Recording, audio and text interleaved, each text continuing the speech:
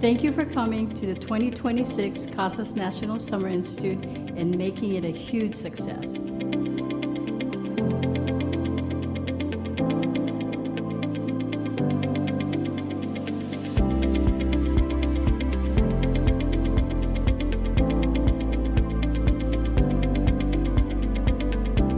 It's the networking. I get to meet a lot of people that are expert and passionate about what they do. We get to really talk peer-to-peer, what's working, what's not working, what's the newest technology. Advising process, your instructional piece, your transition piece, all of that has to reflect a skills-based approach. And so, it's not just what happens in the classroom, but it's throughout your service delivery model.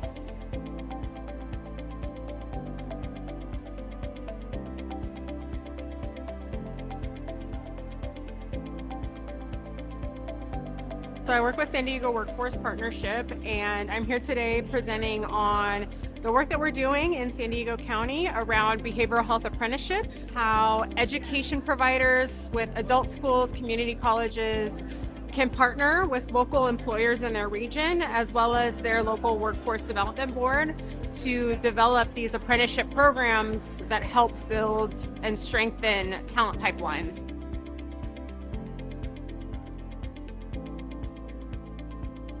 We decided to take our students out into some rebuild areas in the Altadena wildfire areas. Have them work with other workers, have them work with supervisors, and use some of those communication skills in service to the community.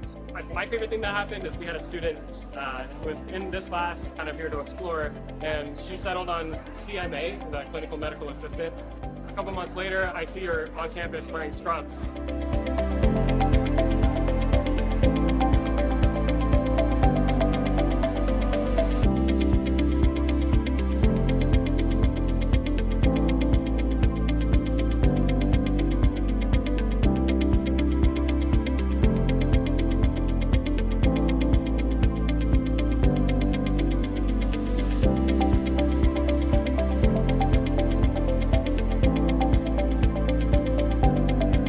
Mark your calendars now for the 2027 CASAS National Summer Institute, taking place June 14th through the 17th, 2027 at the Hyatt Regency, Orange County, California. We look forward to seeing you in 2027.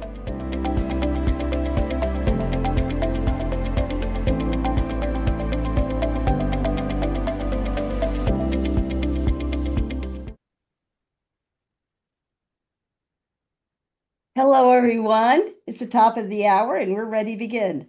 Today is August 19th, and I'm Karen Berger, and I'd like to welcome you to CASA's National News and Updates webinar. We are celebrating National Parks Month today, and we hope you'll join in the phone. So I'll pass it over to Laura. Hi, everybody. Sorry, I got some housekeeping. But wait, there's more. So we do thank you in advance for putting your questions about the presentation in the Q&A. If you have difficulties with technology, please use the chat. We will also put links in the chat of the different things that are shared today in today's webinar. We have the PowerPoint posted on the webinar webpage, and the recording will be posted by the end of the week. And now, without further ado, I will pass it along to Laura. Thanks, Karen. So in honor of National Parks Month, our CASAS News and Updates webinar theme today is National Parks. Blue Ridge Mountains, Shenandoah River. So those aren't the Blue Ridge Mountains, but we do have an image of Mount Rushmore with a small addition. That's right, hanging out next to President Lincoln. We have our own CASAS President, Jane Iguez. So Jane is on the road meeting with CASAS friends in the Midwest and Great Lakes regions and can't join us today. But don't worry, the CASAS team has mapped out an agenda to help you prepare for the coming school year. We're going to have an assessment update. We'll share a promising practices road trip. We'll give you some tips for the new program year, some TE tips, and then we'll also have a training update. So kicking us off today is our Assessment Development Director, Daniel Esco. Thank you so much, Laura. Hello, everybody, and we're going to start our national park journey up in the Pacific Northwest, where I'm located in beautiful Washington State at Mount Rainier, the jewel of our state. All right, so quick recap of our different assessments that are NRS approved. Reading Goals 2 is our reading for ABE assessment that you should be using now for NRS reporting. If you are still using Reading Goals, our first iteration of that series, it is no longer NRS approved. So please make sure that you transition right away. Next slide, please. And here's a few reminders just about this transition. So you can't mix those results from Reading Goals and Reading Goals 2, which is part of the reason that it's so important to make the transition as soon as possible if you haven't already. If you are implementing Reading Goals 2 in July, don't proxy over those Reading Goals tests into the new program year. Because again, you can't pair them.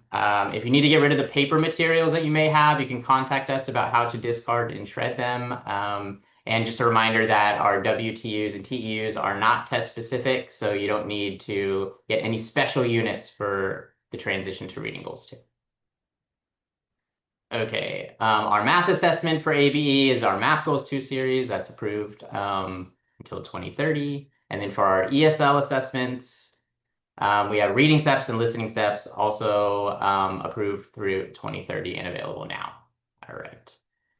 Okay, so I went over this update at our last national webinar, but it is new, and so I wanted to go over it again just to make sure that everyone has received this information because it is an important update to our Goals 2 and Steps series. And this is about changes to our levels B through E tests in terms of the inaccurate scores. Those are the scores at the lower end of the test where a student does not receive a score and they would receive just an asterisk score.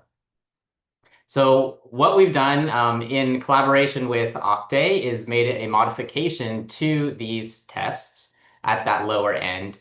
And we're introducing what we're calling a lower end estimate score, which is designated by an open diamond symbol. So this modifies just the top of that range, and I'll show you in just a second an image of this. But it now allows us to provide a scale score for some of those score points. And these are reportable scores that you can use for NRS level classifications. And they're very operationally similar to our conservative estimate scores in that retesting is not required and you can use those scores. Next slide, please. Okay, so just to illustrate really quickly. So this is a Reading Goals 2 form. This is how the test forms used to look before July 1st, where if a student scored between 0 and 9 questions correct, they would not get a score, they would get an asterisk. And okay, yeah, we'll just move ahead. So this is the updated scoring table, and you can see that that raw score of 10 that's circled in green is a 204, and we've extended that down to a score of 7, 8, and 9. So if somebody were to score 7, 8, or 9, they would get this new lower end estimate. They would get a 204 with an open diamond, which again is a usable score. And there are just a couple differences with the next assigned test. So if you wanted to retest, so maybe you just want to do that now anyway, you would need to manually give them a lower level test form. So since this is level B, you would need to give them level A. But if you were going to accept the score and give instruction to the student, TE and E-test would just know that the next test that should be administered is the parallel form at the same level so that they can show improvement and make a gain. So we have all of this information online, and you can contact us if you need help in understanding any of that. Okay, a different update, our citizenship assessments. We've been working on our updated government and history test forms that will include the new test content for the USCIS citizenship test. We have finished field testing all of the new content, so thank you so much to all those programs that helped us with that field testing. It was really critical to gather all of that data, and we're now building those new test forms, and we hope to have that out to you over the next few months. So thank you very much. We'll keep you posted on that. And lastly, I wanted to show this is our updated personal score report. I know I've mentioned this a few times this year so far. And I just wanted to highlight that you can see on here, we have updated the look and feel of this. We have included the previous test score on the left-hand side of the thermometer in the middle, so that you can have richer conversations with students about how they did before and how they did today. And we've also taken that skill level descriptor that was a kind of a thick paragraph that students would have to wade through and broken it up into some more digestible bullets. We are still fine tuning this a little bit in terms of formatting and things, so a little more to come soon, but it is available in eTests and in Teacher Portal and soon to be available in TE. If you have any questions about that, you can let us know. And I think that's it for me. So thank you very much. And I'm going to turn it back over to Laura. Great. Thanks, Daniel. We're going to take a quick poll. So the poll we're asking today is, what's your favorite park activity? So you're going to have 5 options here. Is it hiking? And we're going to set a poll up so you don't have to put it in the chat, but if you want to do that too, I guess you can. Is it hiking, sleeping under the stars, s'mores by the campfire, fishing, or water sports? What is your favorite park activity? So Karen, you want to go ahead and launch that poll?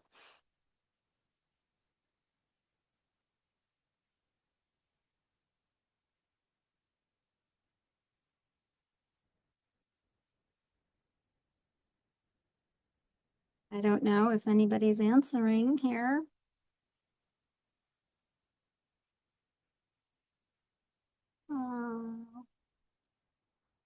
Karen, you want to help me out?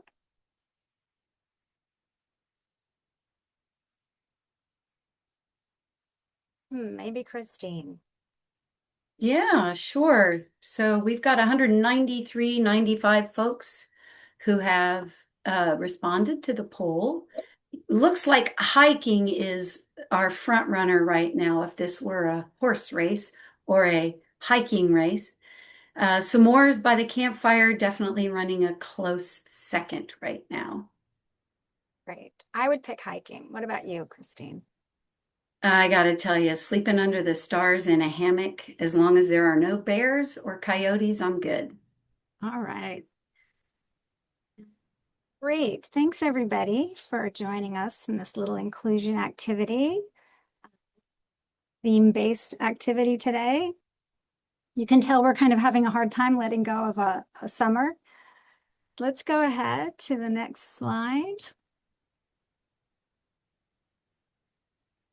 So I'm so excited about this webinar today because in honor of National Parks Month, our national program specialists are presenting the National Promising Practices today. So one of the great pleasures of our job is attending conferences across the country and learning about the amazing work adult educators like you are doing to improve performance outcomes for programs and learners.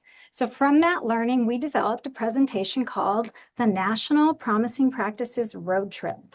So grab your travel snacks and join Elizabeth, Christine, and Carla as they take us on a road trip to Garden Grove, California, Minnesota, and Hillsborough, Florida, to share 3 snapshots of promising practices that have been highlighted at the CASAS Summer Institute and presented in full at previous national webinars. So driving the first leg of this road trip is Elizabeth. Take it away.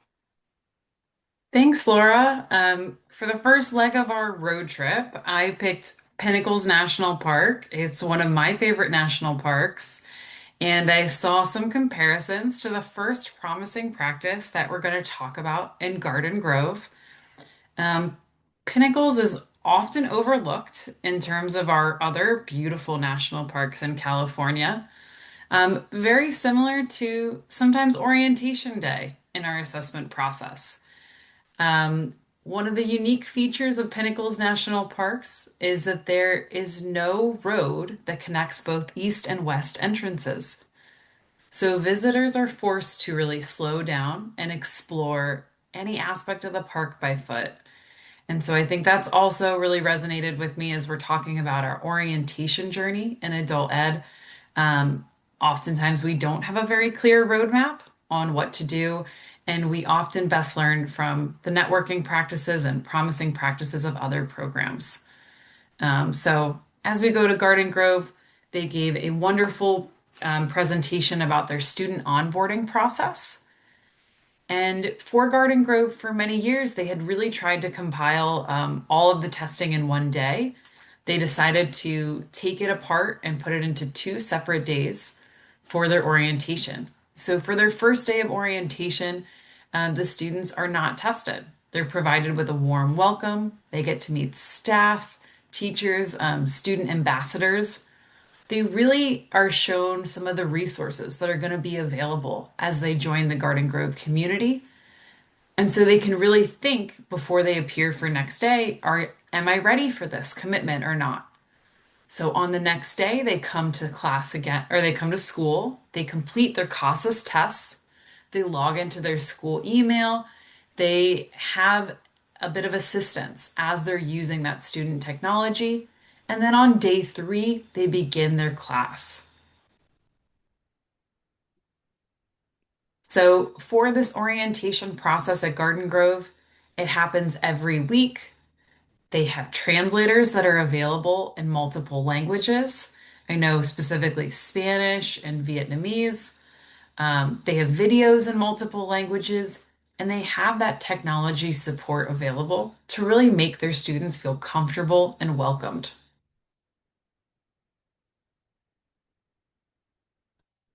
When they restructured their 2-day orientation, they found some amazing data-based outcomes to really support these changes.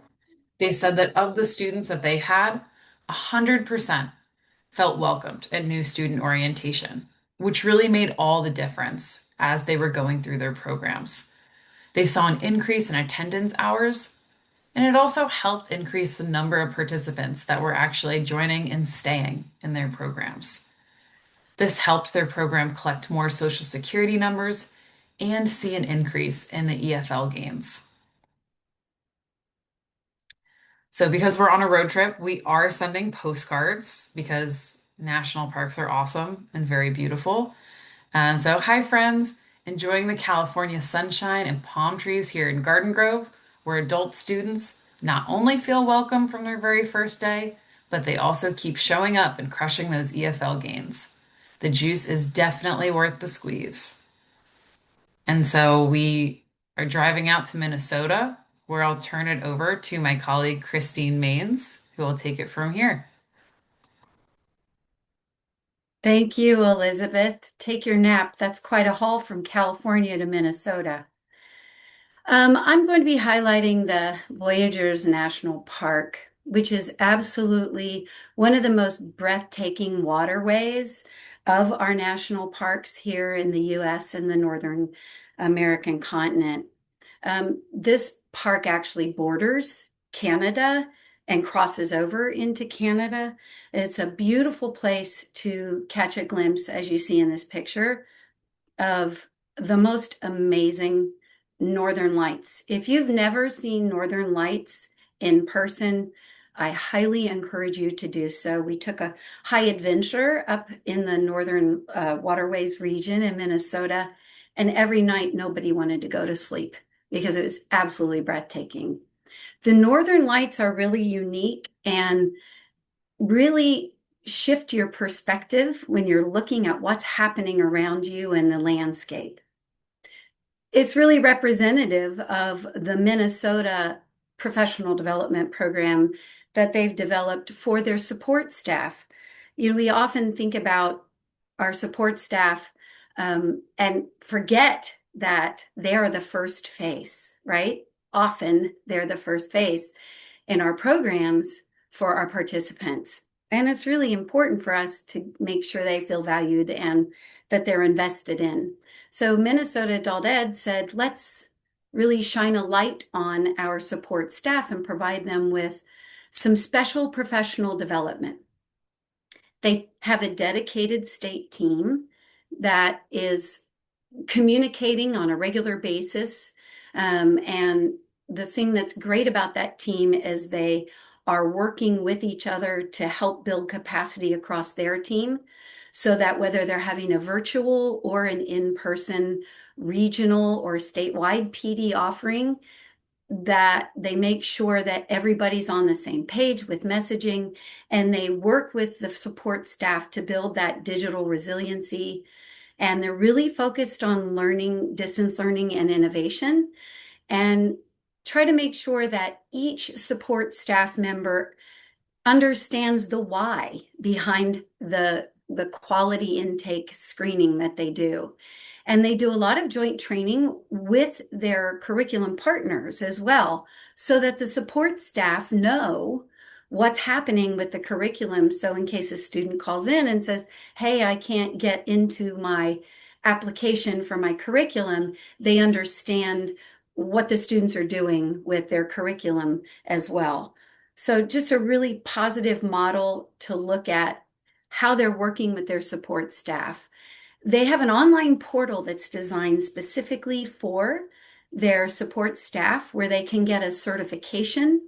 And they have a monthly Spark coffee break where it's much like our office hours, where the support staff can come and meet with the trainers, meet with the state staff to ask questions about data merging or data input and how they should handle a particularly difficult situation.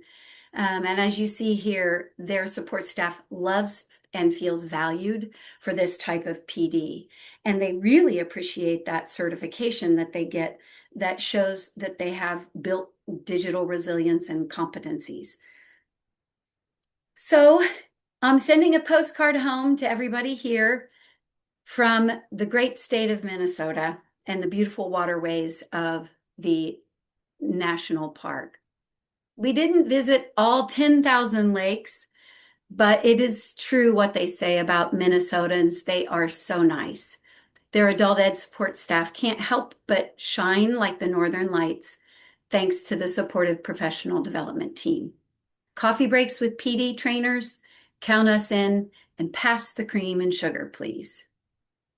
With that, I will turn it over. Carla, I'm tired, so I'm going to ask you to take the wheel here in Florida. That was quite a drive from Minnesota down to Florida.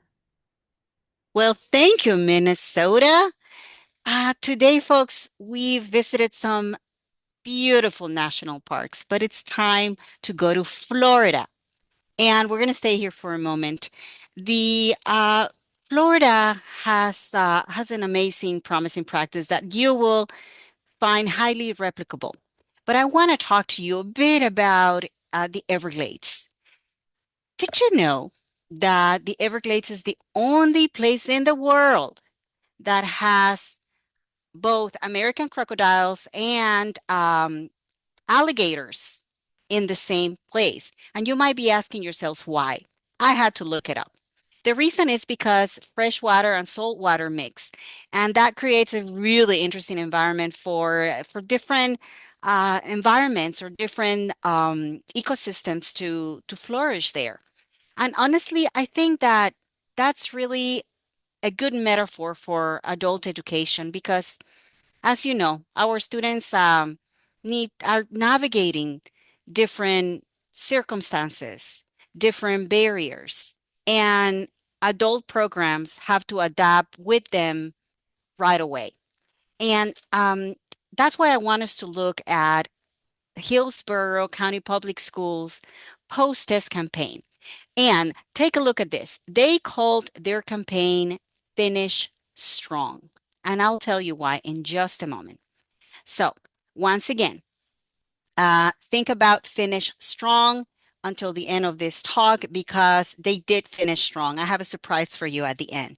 So you might be asking yourself, why? Why did they have this post-test campaign? Well, it was really, really simple. Their state post-test target was set at 70%, 70.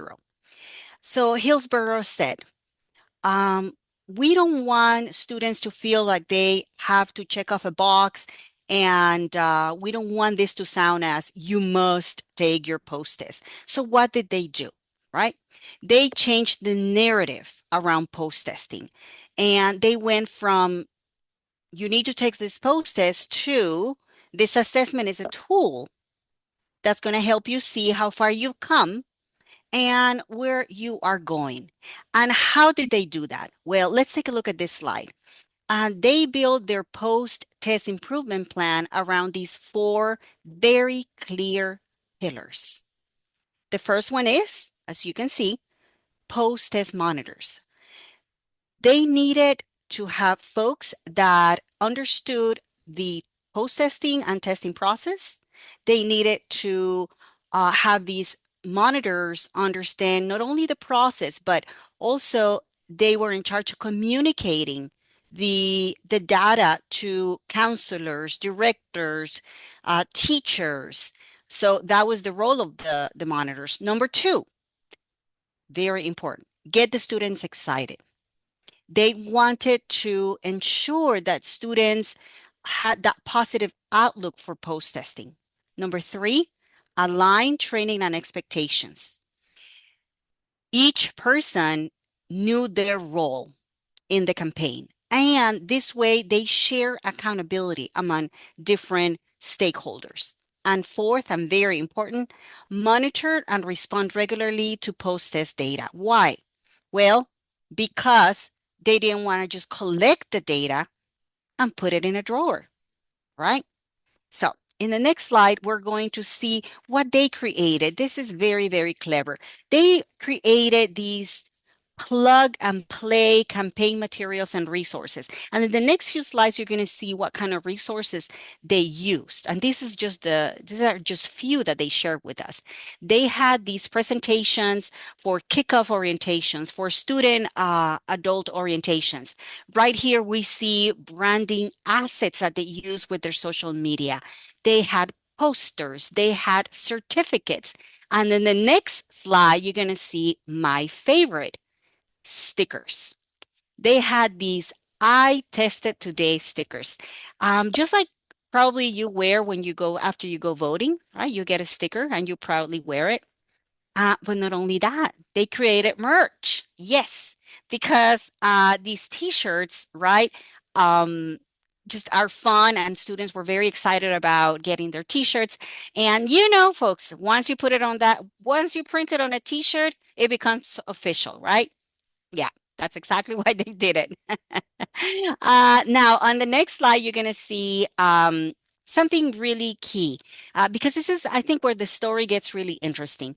Not only did Hillsborough had these folders where they had post-test scenarios, they had logs, they had their calendars. However, they had this very key ingredient, this green sheet that you see. I know you cannot read it, but this is what they use to ensure that the students understood their scores. Because what good is an assessment if the students don't understand, right, how that score is translating to their goals or is significant to their goals. So this is kudos to them about this very particular ingredient. But you might be asking yourselves, all right, they did all of this. Did this really work? Let's look at the data. So because I know that you can see here just a bit at the end of the second quarter of December 2025, they had already showed significant gains from the year before. However, I know this is a high achieving audience. I know the folks in the webinar, they want to see data and they want it now. So we asked Hillsborough to give us some preliminary unofficial numbers. And listen to this. Drum roll, please. They went from program year 24-25 at 51% to program year 25-26. They achieved from 51%, they went to 65.29%. I know you might be saying, but didn't you say, Carla, that their goal was 70%? Yes, I did. And however, we want to see where they started off from. So once again, I want to give kudos to Hillsborough, kudos to Florida, because they're always coming up with these amazing just promising practices. But Hillsborough not only sent us their numbers, they also sent us a postcard. Let's take a look. They say, "Hi, friends. Adult students and MSGs in Florida are taking off like NASA rockets. Thanks to Hillsborough County Public Schools post-test finish strong campaign, regular sit-downs with students and post-test incentives pay dividends as big as an alligator's smile." So once again, thank you, Hillsborough. Thank you, Florida, for sharing this best practice with us. Now I'm going to give the wheel over to my colleague, Adrian Bogus, who's going to talk to you about some e-test tips. So thank you, Adrian. Take it away. Thank you, Carla. Thank you for the wonderful postcard from Florida. And I hope everyone enjoyed their promising practice road trip. That was quite a fantastic road trip to view and learn all that information. So now we're going to end up back in Northern California at the Redwood National Park. The Redwood National Park has protection, and it protects all of their trees and wildlife within all of the parks across Northern California. So we're going to go into some TE e-test tips for the new program year.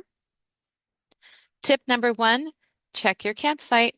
You always want to make sure that at the beginning of the year, you're checking your users that you have in TAPS for Enterprise and your staff to make sure that everybody has what they need and if people have left. So within TE Access, you would want to go into your organization and view your list of users. And you just kind of want to spot check and make sure everyone still has the access they need. And if somebody has left, say the data manager at your program or agency, your main point of contact has left, please let CASAS know so we can update our records on our end as well as your program records so we keep up to date with who is the best point of contact and who your data manager is. A quick trail tip: give staff only the access that they need for their responsibilities. Much like the National Redwood Forest is protected, you need to ensure and protect your data and student resources as well. So ensure that you're only giving access to the level that the staff needs. Tip number 2, reset the trailhead. Every beginning of the program year, e-testing and classes need to be replicated over. So on June 30th at midnight, all of your testing sessions and your classes archive, and they stay in the previous program year. So we need to bring them over into the current program year. Within eTest, you want to review your testing sessions first, ensure everything looks correct for your new program year. Then you need to replicate those e-testing sessions into the new program year. Always complete a quick check before you schedule your first testing day. Replicating your tests doesn't always mean that they're up to date with the forms. Always check to ensure that you're giving the right assessment form for your students. And if this applies to you, ensure that you replicate over any classes in TE for the new program year as well. Quick trail tip: replicate, then review. Replication gives you that head start, but always check the new sessions before testing students. Tip number 3, protect the park data. Start strong with data and pre-testing. So you always want to pre-test as early as possible when students come in, or you can always take a different approach as Garden Grove did and give them a tour of the school and have them be familiar with their surroundings. But try and pre-test as soon as possible. Review your student information and make sure that all demographic fields are complete and accurate. Check for any existing records. We don't want duplicate students. Search for the student before creating a new record to help prevent this. Choose the correct pretest. Confirm the appropriate test series and modality for the student and program. You always want to double check your testing sessions as well as run key reports to ensure that your returning students or new students are getting the correct assessment for them. Protect the park and data continued. Again, pretest early. The earlier you can get those pretest results, the better starting point you're going to have for measuring that student's progress throughout the program year and ensuring their best possible success. Review those results, and then that will help guide your placement and instruction for that student. Trail tip for this slide, start with a clean trail. Good intake data plus accurate pretesting equals better placement, progress tracking, and reporting all year long. We also have some problem-solving tips for you. So problem-solving tip, and this is tip number 4. You can't find what you're looking for in TOPS per Enterprise. Here is a fun national park fact for the Redwood National Park. The world's tallest known living tree, the Hyperion, is hidden somewhere in Redwood National Park. Just like the Hyperion can be hidden in the forest, your data can be hidden too. This often happens when we roll over to the new program year. TOPS for Enterprise by default will set it to the current program year. So check your program year filter, and if you need information from a previous year, just change the filter to the year that you're looking for the information. That is the best possible solution for if you can't find data that you know that is in TE. Problem-solving tip, tip number 5, build a strong data forest. Another national park fun fact, teamwork. Redwood roots stretch over 50 feet and connect with neighboring trees for support. Your data is also connected. Make sure everything rolls into the new program year. Your classes, students, personnel, records, and especially e-testing. And if you need help getting that data into the no program year, there are many options in TOPS per Enterprise to help you with that. You can batch insert a bunch of records into a program or class. You can always batch edit your testing sessions and classes by replicating them into the new program year. And also, if you use a third-party import system, you can import all of your data into the new program year.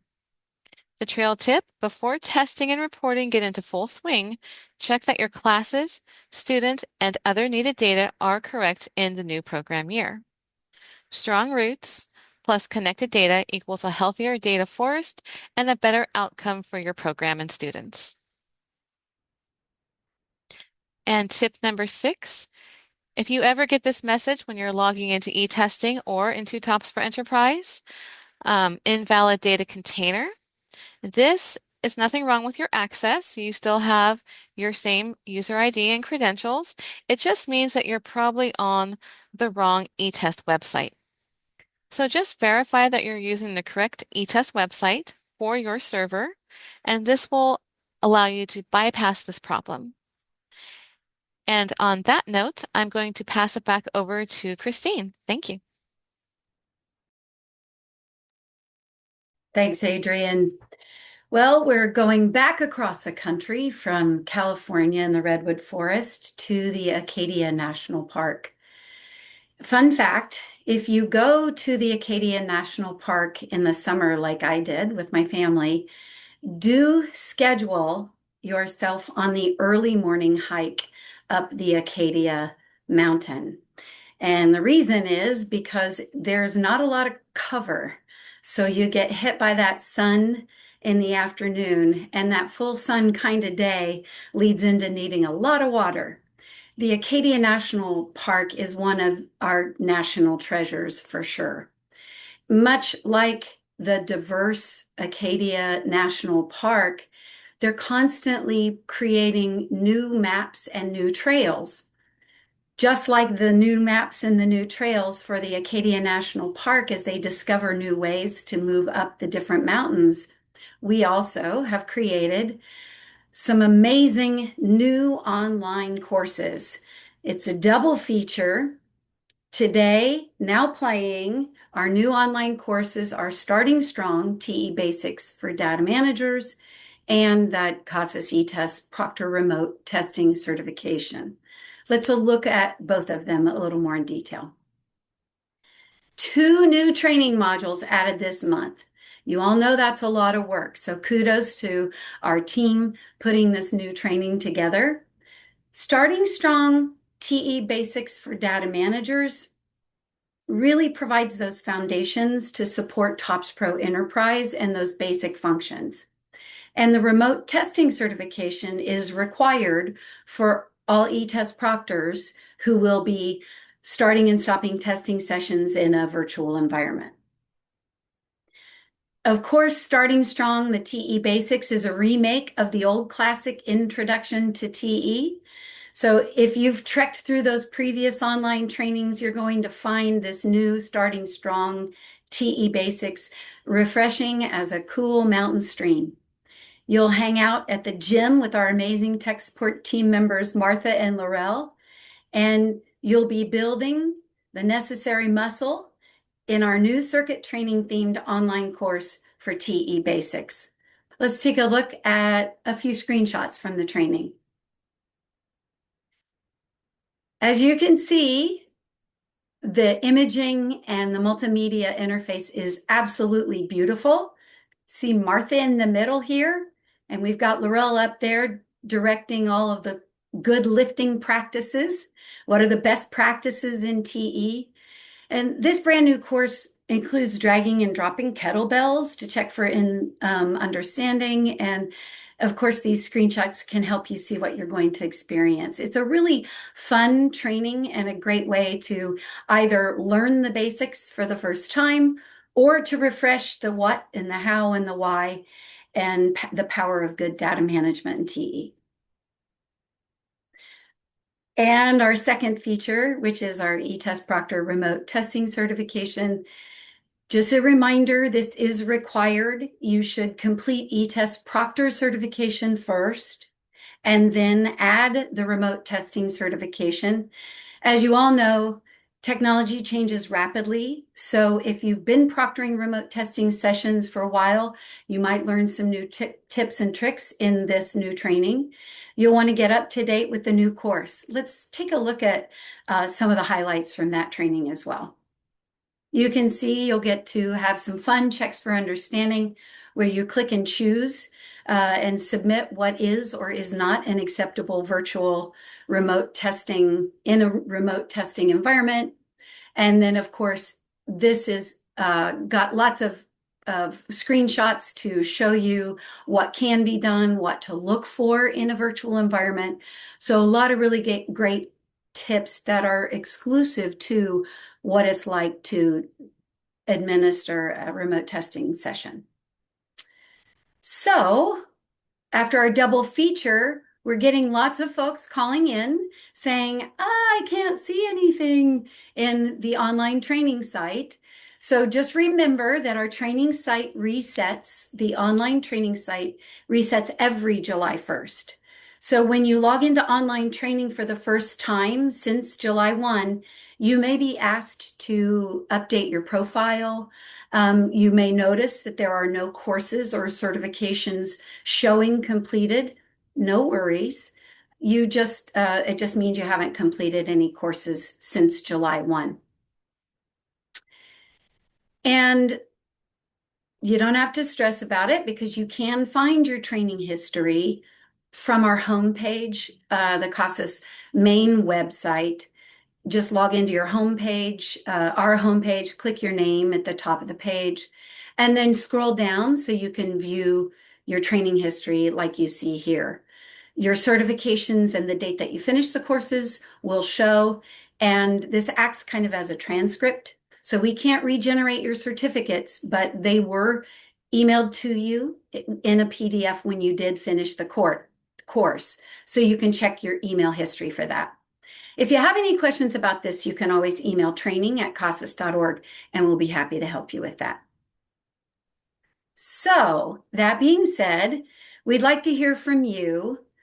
We've shown you a lot of the features of our national park system. And one of the things, if you've been to a national park, is that we have lots of waterfalls. Lots of waterfalls in those beautiful national parks. So let's create our own waterfall. If you haven't opened the chat, do so now and post your favorite national park in the chat. We're going to post that waterfall in the chat. And ready, set, go. Post in the chat your favorite national park.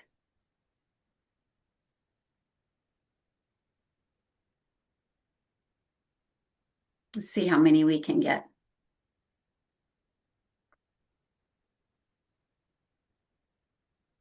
Great. Lots of new ones that we didn't mention today. I'd like to turn it back over to Laura Fetter, who is going to share some upcoming events happening on the CASAS, with the CASAS team. So Great. Laura, I think this slide represents like your last couple of weeks. You've been just about everywhere, haven't you? Thanks. Oh gosh, I wish. My goodness. Thanks, Christine. And also just a shout out to Astrid Robitaille and Karen Berger for all their work on the beautiful training modules. So we hope our presentation today has inspired you to get out and visit some stunning national parks. Maybe you can squeeze in one more trip to enjoy this glorious summer weather. And we also hope you'll take the opportunity to visit some of our other opportunities we have lined up for this fall. So the Passport to Performance is a new webinar opportunity for those of you who are interested in digging into performance data. If you've ever attended one of Jay Wright's sessions, you'll know it's usually standing room only. And as the Director of Accountability, he's incredibly knowledgeable about performance data and federal tables. So if data is your jam, this is the place to be.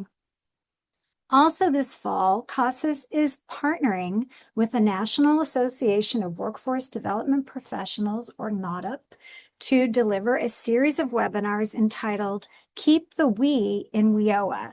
So this is an opportunity for workforce professionals and adult educators to learn more about each other, how to collaborate effectively, and the value this collaboration brings to adult learners and job seekers and the community as a whole. Next, my goodness, we have had so many folks asking for us to do this lately. So we're so happy that CASAS for new teachers is coming in September. This is a great opportunity for new teachers to learn about CASAS assessments and the value CASAS reports can bring to lesson planning. So two of our amazing former adult education teachers, Christine Maines and Carla Gallegillos, will be hosting this webinar. So please share this more broadly with your teams. Of course, office hours is always a huge hit. We see a lot more people attending office hours. We're so happy for that because this is really a great place for you to come and get the questions answered, or bring your whole team to have questions answered, and we'll put you in a breakout room specifically for you. Of course, this fall, we're going to be doing another news and updates webinar. We don't really know what the theme is yet, but you know it's going to be something good. And then we're going to leave you now with the song Holiday Road by Lindsey Buckingham of Fleetwood Mac. It's also the theme song for National Lampoon's Vacation. So thanks for joining us and enjoy the rest of your summer, everybody.